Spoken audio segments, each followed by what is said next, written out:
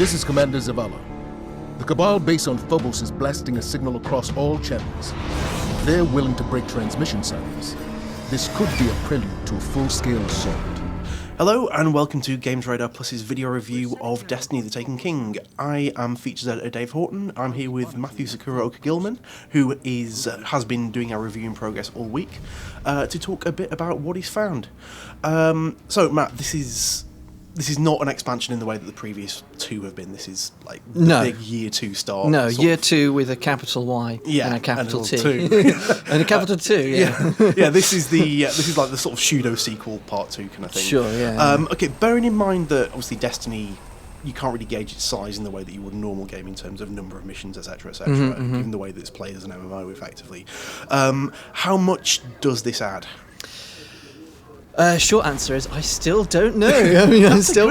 Yeah. I mean, every time you get to the point where you think you've got to an end point. I mean, there is an end game, like you would call it the end game, right? Yeah. But once you're there, I mean, you're still actively doing, new things. You're still kind of digging into quest lines which are wholly new, or introducing new facets, new bits of dialogue, new revealing new bits of lore that perhaps were kind of hidden away or buried away before.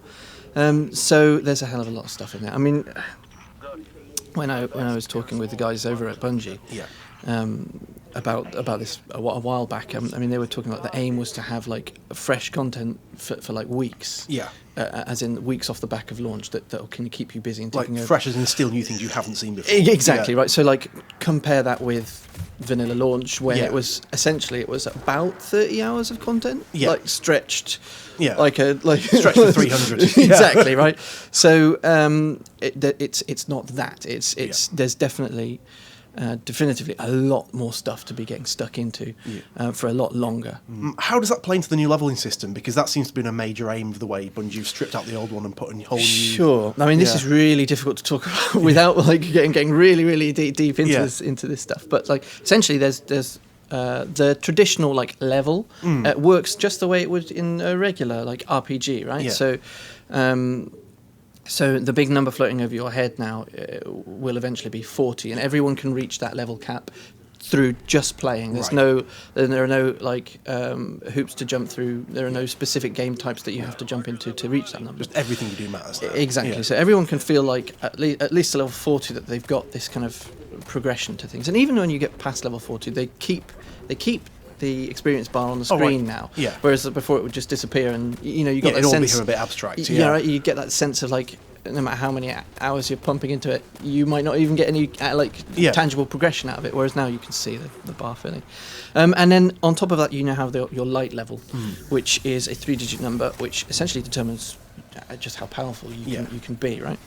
And this is determined by the gear you're wearing, the attack and defense stats, rather than the other way around like it used to be. Exactly, right. So it's much more. We said it before. It's much more in the player's hands, right? Yeah. So like, you are much less concerned with how people perceive you. Yeah. Like you might go down from light level 270 to 260 just so that you can get a weapon with a particular damage type, or just so that you can have a particular perk that you like on one piece of armor, right?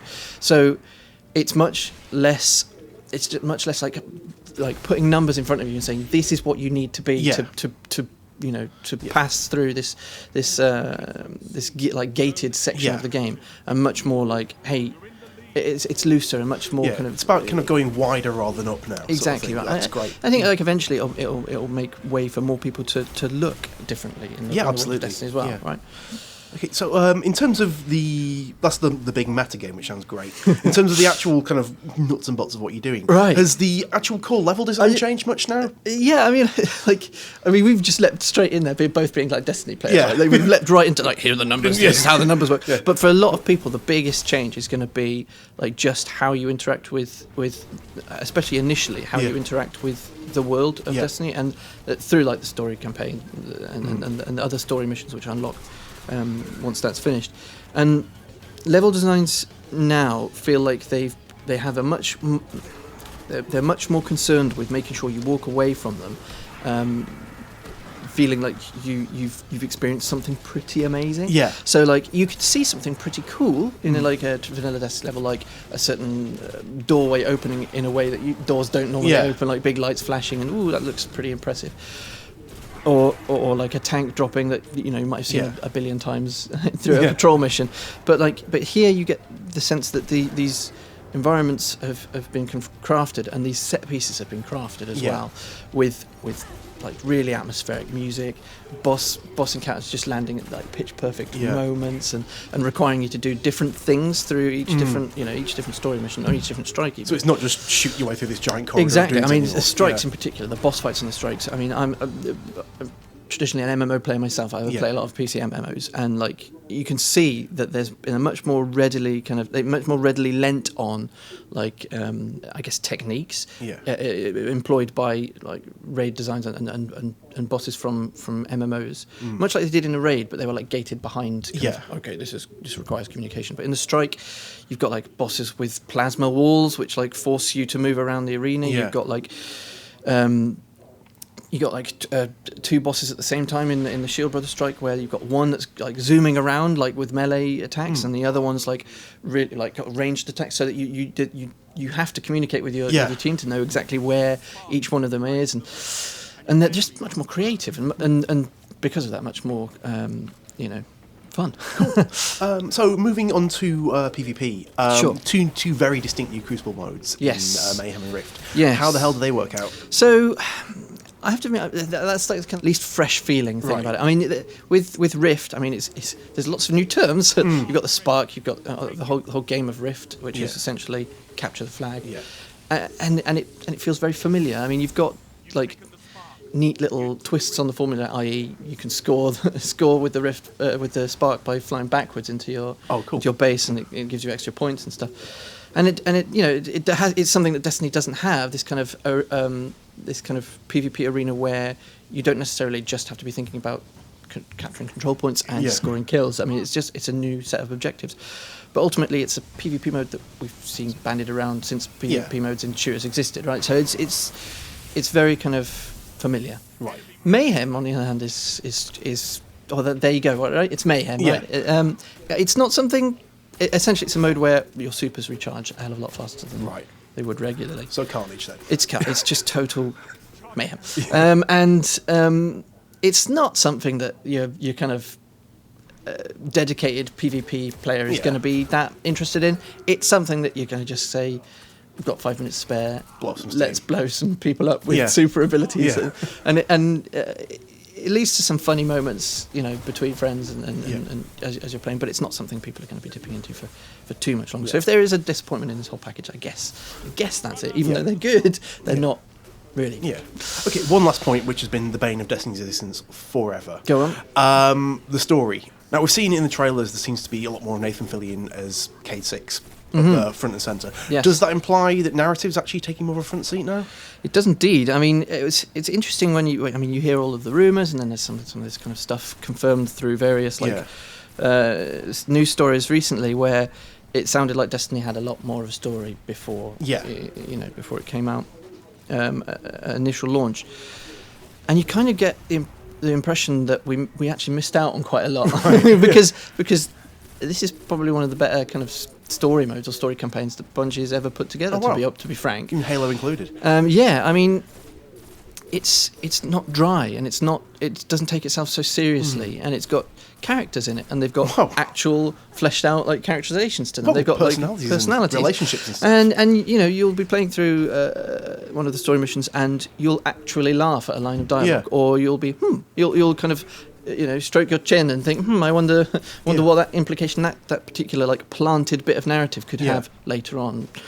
And there are other things as well. There are nods to players from year one who have kind of been piecing together things and that haven't been revealed in the game, or through grimoires, or through the game itself, right? So there's that element to it as well. And the other thing as well is you've got your Ghost, who now, a lot of that kind of hidden lore or backstory would literally be hidden outside of the game, yeah, right? on Bungie.net via and while Grimoires. Grimoires still exist, and I think that there's a certain subset of players who do appreciate the Grimoires, you know, like Yeah. reading through them on the bus or whatever. Yeah. Like, oh, yeah, I didn't think about that or whatever. The story of like Thorn and the Last Word kind of comes Yeah. to mind. But whilst those Grimoires still exist, you've got this just another avenue of lore to pursue, in that like Ghost will tell you that things are scannable, and he'll just Sort of Metroid Prime style. Exactly, Yeah. he'll scan them and just give you a little bit of story info about who this statue is of, or like Yeah. what this cabal, how this cabal died, or Yeah. something along those lines. Cool. This all sounds very promising. So, big question then, Matt. What is the score? Well, it's a 5, isn't it? Sounds like it is. Yeah, Excellent. you knew this. Okay, so if you want more detail on this, and you probably do by now, then Matt's full text review is on gamesradar.com now. And obviously, we're going to be covering a lot more of this as the weeks and months go on. So, for all further Destiny things, stick it on Games Radar. Our Guardian got a good look on Phobos. Whatever it was, it turned Cabal against Cabal, wiped out their base in minutes. How long would we last? Until we understand what we're dealing with. They are taken. Eris, get your rock off my map. It hasn't spoken since Crota fell. It speaks now because Oryx has arrived, come to fulfill the final covenant of his son. But why fight the Cabal? Not fighting. Taking. Controlling their will.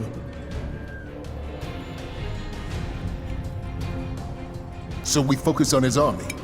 Kill these Taken until he's all that's left. Whatever you kill, Oryx will replace. The Dreadnought, then. How do we get past that weapon? Without ending up like the Awoken.